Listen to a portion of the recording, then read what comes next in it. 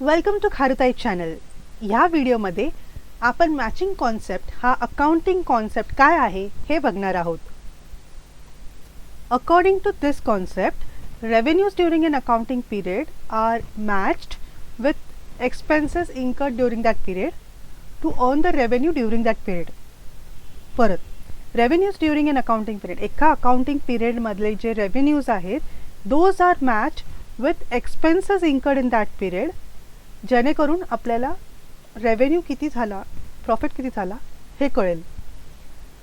Generally होतं काय, एक आपण दोन फायनान्शियल इयर्स असेल तर एखाद्या इयरमध्ये अर्न केलेली इन्कम असते ती दुसऱ्या इयरमध्ये भेटते. कधी आपल्याला ॲडव्हान्स इन्कम मिळते, कधी आपण एक्सपेन्सेस ॲडव्हान्स पे करतो.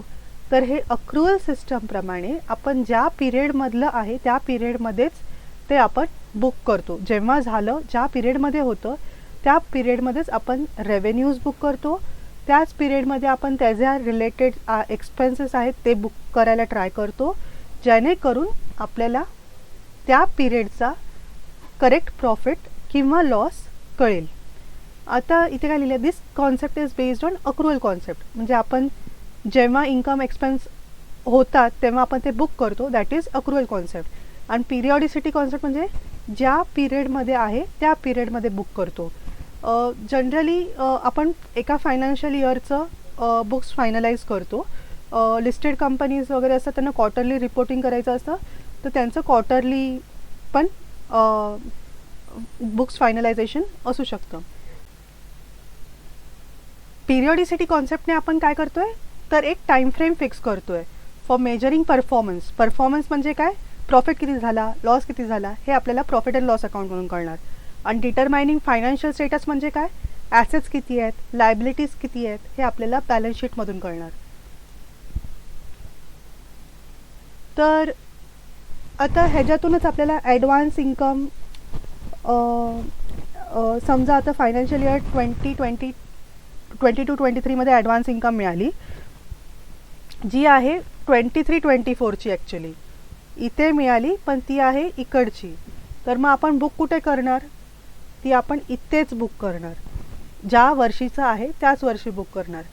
इथे आपण ती ॲसेट म्हणून दाखवणार आणि इथे आपण ते इन्कममध्ये दाखवणार जेव्हा अर्न करू तेव्हा. तसंच प्रीपेड एक्सपेन्सेस असेल, आपण तो एक्सपेन्स आत्ता इथे पे केला, मग तो ह्या वर्षी ॲसेट होणार आपला, कारण की आपण तो ॲडव्हान्समध्ये पे केला आहे. आणि ह्या वर्षी ज्या वर्षीचा आहे त्या वर्षी तो आपण एक्सपेन्समध्ये बुक करणार अक्रुअल सिस्टमप्रमाणे. तसंच असं पण होऊ शकतं की ह्या वर्षीची, आदल्या वर्षीची 22-23ची इन्कम आहे आणि त्याची रिसीट आत्ता झाली, कॅशमध्ये किंवा बँकमध्ये पैसे ह्या वर्षी आले, तर मग आपण ह्या वर्षी बुक करणार का, नाही. ज्या वर्षी इन्कम होती त्या ज्या वर्षीचं म्हणजे ऑर्डर मिळाली, डिलिव्हरी झाली, गुड्स म्हणजे आपली सेल कन्फर्म झाला तेव्हा आपण तेव्हा इथेच बुक केलेलं असणार आपलं अक्रुअल सिस्टमप्रमाणे, रिअलायझेशन कॉन्सेप्टप्रमाणे सुद्धा. तर इथेच बुक केलं असणार. मग इथे फक्त त्याची रिसीट होणार, आपल्याला पैसे नुसतं येणार. इन्कम मग परत आपण रेकॉर्ड नाही करणार, इन्कम ऑलरेडी आपण आदल्या वर्षी रेकॉर्ड केलेली असणार. तसंच एक्सपेन्स पण असं होऊ शकतं की का म्हणजे ह्या वर्षीची एक्सपेन्स आहे, म्हणजेच असं किती वेळा होतं ना, 31 मार्चचे बिलं असतात, मार्चची बिलं असतात, ते आपल्याला एप्रिलमध्ये आपण त्याचं पेमेंट करतो. मग अशा वेळेला पेमेंट भले पुढच्या वर्षी करू, पण ते एक्सपेन्स आपण बुक कधी करणार, ह्या वर्षी, ज्या वर्षीचा एक्सपेन्स आहे त्या वर्षी.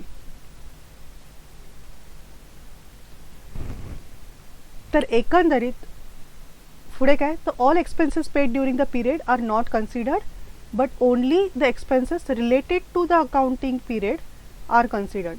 जे ह्या वर्षीचं एक्सपेन्स आहे तेच आपण ह्या वर्षी बुक करणार.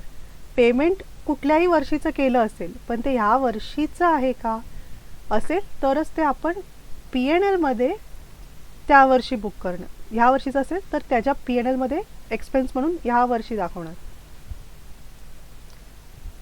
On the basis of this, adjustments are made for outstanding and prepaid expenses, accrued and unearned revenues. मग आता मगाशी एक्झाम्पल सांगितलं जसं मार्चचं बिल असेल ते आउटस्टँडिंग राहतं आणि ते आपण पेमेंट एप्रिलमध्ये मेमध्ये केलं असेल तर ते ॲज ऑन मार्च आउटस्टँडिंग राहणार. As on March outstanding expense म्हणून राहणार. तसंच रेंट आहे, आपण त्याचं पेमेंट इथेच केलं आहे ॲडव्हान्समध्ये ह्या फुल पिरियडचं. तर जो हा पिरियड आहे 31 मार्चपर्यंत तो ह्याच वर्षीचा आहे, त्यामुळे तो एक्सपेन्समध्ये आपण P&Lमध्ये बुक करू. पण जो पुढच्या वर्षीचा आहे, जो ह्या टाईमचा ऑलरेडी रेंट भरलेला आहे, तो आपल्यासाठी ॲडव्हान्स आपण तो एक प्रीपेड एक्सपेन्सेस झाला, मग तो आपल्यासाठी ॲसेट असणार. ह्या वर्षी टिल 31 मार्च तो एक ॲसेट असणार, कारण की आपण एक एक्सपेन्स ॲडव्हान्समध्ये भरलं आहे. त्याचं बेनिफिट आपल्याला पुढच्या पिरियडमध्ये मिळणार. मग आपण एक्सपेन्स तो बुक करणार पुढच्या ह्या पिरियडमध्ये. ते झालं प्रीपेड एक्सपेन्सेस. तसंच इन्कमचं पण असणार. आपण ॲज ऑन 31 मार्च FDवरती इंटरेस्ट वगैरे असेल तर ती आपण इथेच बुक करणार. जर आपलं ऑर्डर आली सेल्सची, डिलिव्हरी झाली या पिरियडमध्ये, तर आपण सेल्स इथेच बुक करणार.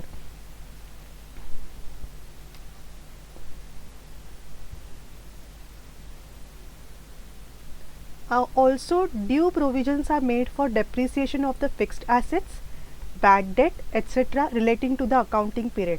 आता या मॅचिंग कॉन्सेप्टमुळेच आपण ज्या पिरियडचं त्या पिरियडलाच एक्सपेन्सेस बुक करतात. आता जसं मी मगाशी एक्झाम्पल सांगितलं, मार्चचे काही बिल आहेत, आता इलेक्ट्रिसिटी बिल असेल, टेलिफोन बिल्स असतील, ह्याची व्हॅल्यू आपल्याला अमाऊंट आपल्याला बिलांमधून एक्झॅक्ट अमाऊंट कळते. पण काही एक्सपेन्सेस असे असतात ज्याचं आपल्याला एस्टिमेट्स करावे लागतात, ज्याचं कन्फर्म एवढीच व्हॅल्यू असं सांगता येत नाही. फॉर एक्झाम्पल ऑडिट अजून चालू आहे, तर एक्झॅक्ट फीज किती होणार आहे हे ऑडिट कन्क्लूड होईल तेव्हाच कळेल की किती ऑडिट फीज होणार आहे, काय एक्सपेन्सेस एक्स्ट्रा होणार आहेत, फायनल अमाऊंट.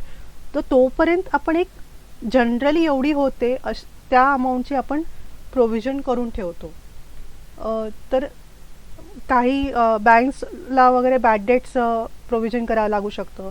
आपलं डेप्रिसिएशनचं पण आपल्याला वर्किंग करून त्याचं पण प्रोव्हिजन करावं लागतं. तर हे इयर एंड ॲडजस्टमेंट्स पिरियडच्या एंडिंगला ॲडजस्टमेंट करावे लागतात matching कॉन्सेप्टमुळे. Thus, it matches the revenues earned during an accounting period with the expenses incurred during that period to earn the revenues before sharing any profit or loss. होतं काय, समजा financial year 22-23 आहे, तर ह्या इयरमध्ये जी income earn होते, accrue होते, ती आपण ह्या वर्षीच बुक करणार. आणि त्याच्या रिलेटेड जे काय एक्सपेन्सेस इन्कर होतात ते आपण ह्याच वर्षी बुक करणार. म्हणजे जी इन्कम अर्न केली त्याला आपण एक्सपेन्स मॅच करतो, त्या रिलेटेड जे एक्सपेन्सेस आहे ते आपण एक्सपेन्सेस तेव्हाच बुक करायला ट्राय करतो, जेणेकरून आपल्याला करेक्ट प्रॉफिट किंवा लॉस जो काय झाला आहे ते आपल्याला कॅल्क्युलेट करता येईल, कळेल असं. म्हणजे काय, what we do in matching concept, we try to match revenues earned with expense incurred in an accounting period. त्या स्पेसिफिक पिरियडमध्ये जी इन्कम बुक केली आहे त्याचे आपण एक्सपेन्सेस तेव्हाच्या तेव्हा बुक करायला ट्राय करतो. होतात ना इन्कर, त्याचेच रिलेटेडचे एक्सपेन्सेस होतात, तर त्यांनी आपल्याला त्या पिरियडचं प्रॉफिट किंवा लॉस परफॉर्मन्स कळतं.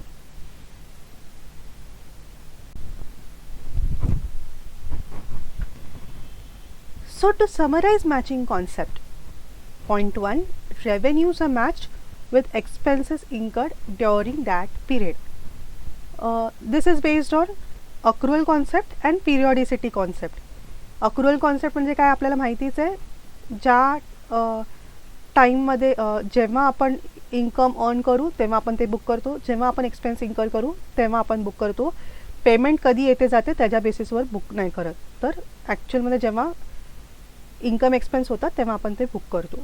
पिरियॉडिसिटी कॉन्सेप्ट आपण टाईम फ्रेम फिक्स करतो आहे टू फायनलाइज द बुक्स. ह्या पिरियडचा प्रॉफिट किती, फायनान्शियल पोझिशन काय हे आपण फाइंड आउट करायला बघतो एखाद्या पिरियडचं, स्पेसिफिक पिरियडचं, generally financial year. Third point, expenses incurred are considered, expenses paid is not relevant. आणि असं आपण करतो म्हणून ॲडजस्टमेंट्स येतात. आउटस्टँडिंग एक्सपेन्सेस, प्रीपेड एक्सपेन्सेस हे करावे लागतात. Provisions for depreciation, bad debts हे ॲडजस्टमेंट करावे लागतात. आणि fourth point, revenues earned are matched with expenses incurred during that accounting period before sharing any profits or losses. तर ही झाली समरी ह्या व्हिडिओची. Thank you for watching the video. Summary notes आणि अपडेट्स तुम्हाला टेलिग्राम चॅनलवर मिळतील. आणि आवडलं असेल तर नक्की लाईक करा, शेअर करा मित्रांबरोबर आणि सबस्क्राईब करा. बेल आयकनवर क्लिक करा पुढचे नोटिफिकेशन्स मिळण्यासाठी. तर भेटू पुढच्या व्हिडिओमध्ये.